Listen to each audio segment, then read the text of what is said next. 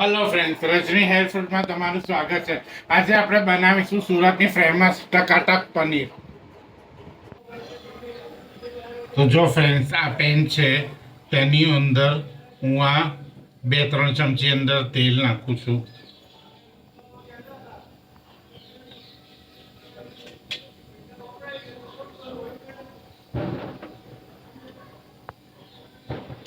હવે આ તેલ આપણું ગરમ થઈ જાય એટલે અંદર આપણે આ ટામેટાની પ્યુરી નાખી દઈશું.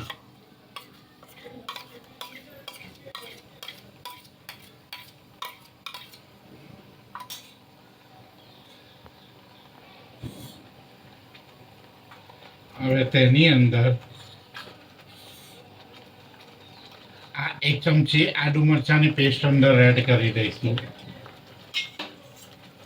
ને આને આપણે 1 મિનિટ માટે સાતળી લઈશું.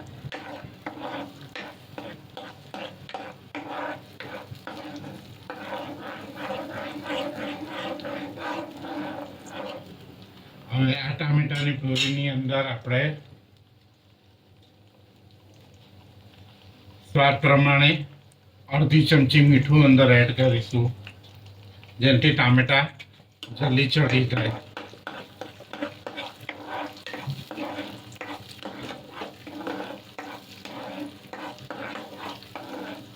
હવે તેની અંદર આપણે લીલું લસણ અંદર એડ કરીશું.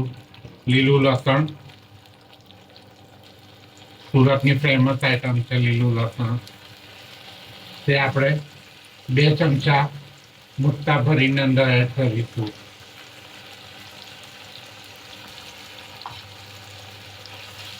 ને આને પણ આપણે ટામેટાની અંદર સાતળી લઈશું 2 મિનિટ માટે.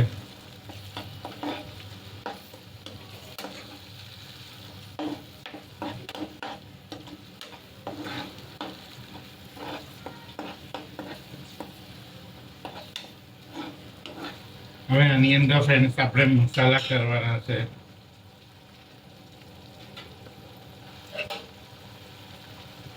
તો તેની અંદર આપણે પહેલા એડ કરીશું આ અડધી ચમચી હળદર, આ 1 ચમચી લાલ મરચું, આ 1 મોટી ચમચી ધાણા જીરું,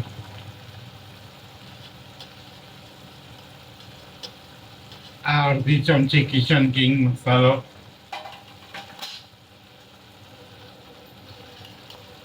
ના 1 ચમચી ગરમ મસાલો. તો જો ફ્રેન્ડ્સ, આ બધા મસાલાને આપણે આ ટામેટાની પૂરીમાં અને લીલા લસણમાં મિક્સ કરી અને આને 2 મિનિટ માટે ચડવા દઈશું, જેનાથી ટામેટા બરાબર અંદર ચડી જાય.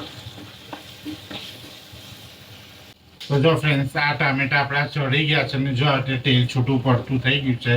હવે તેની અંદર હું આવી રીતે અડધો ગ્લાસ પાણી અંદર એડ કરીશ ને આને બરાબર મિક્સ કરી લઈશ. આની અંદર બહુ પાણી અંદર એડ નથી કરવાનું, થોડું જ પાણી અંદર એડ કરવાનું છે. તો જો ફ્રેન્ડ્સ, આ પાણી અંદર બરાબર મિક્સ થઈ ગયું છે. હવે તેની અંદર આપણે એડ કરી દઈશું આ પનીર જે મેં છીણીને રાખેલું છે. તે પનીર બધું હું અંદર એડ કરી દઈશ.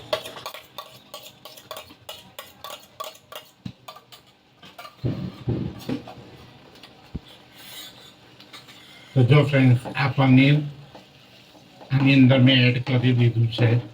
હવે આ પનીરને પણ આવી રીતે મિક્સ કરી અને 2 મિનિટ માટે આપણે કૂક કરીશું.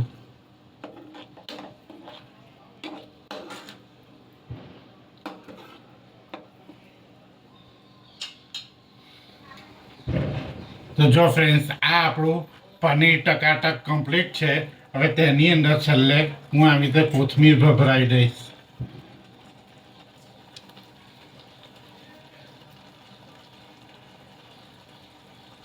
ને ગેસની ફ્લેમ હું બંધ કરી ને આ કોથમીરને અંદર મિક્સ કરી દઈશ. તો જો ફ્રેન્ડ્સ, આ આપણું પનીર ટકાટક કમ્પ્લીટ છે. આ સુરતની ફેમસ આઈટમ છે. તો જો આ પનીર ટકાટકનો લુક પણ જો કેટલો સરસ આવ્યો છે. હવે આ પનીર ટકાટકને હું એક બાઉલમાં લઈ લઈશ. તો જો ફ્રેન્ડ્સ, આ આપણું પનીર ટકાટક કમ્પ્લીટ છે ને આવી રીતે મેં બાઉલમાં લઈ લીધું છે.